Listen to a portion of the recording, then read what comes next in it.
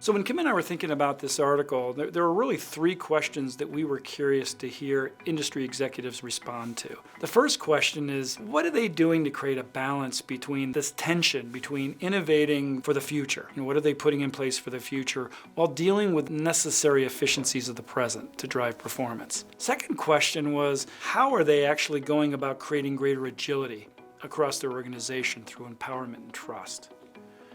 And then lastly, we really wanted them to help us understand what are they putting in place that creates a safe environment that fosters this higher willingness to have courage, to try things, to be willing to innovate, to be willing to try new things, to assume risk.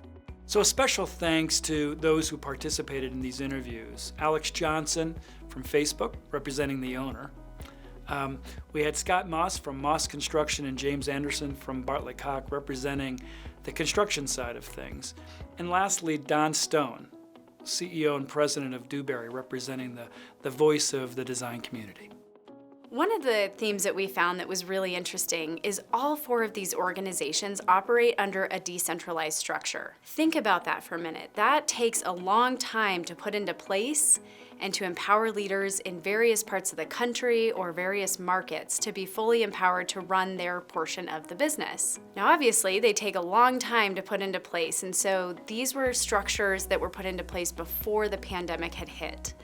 And when things got really, really uncertain, when things turned very ambiguous, this is when those leaders started to lean heavily on their decentralized structures, because they asked their leaders to figure out what was happening in their specific situation and to respond in the best way that made sense for them at the time. By creating a learning culture, it creates a safe space for people to be able to have a conversation about what worked and what we should keep doing in the future. It also creates a safe space to say, I made a mistake, and what can I do differently? Can you help me talk through it? All of these leaders realize that how I respond in that moment and how other leaders respond in that moment will set the tone for whether or not the next generation or the next person's really willing to try something new in the future. It creates a very safe environment for others to be able to try new things. So what we hope the readers will take away from this article is maybe a found or a newfound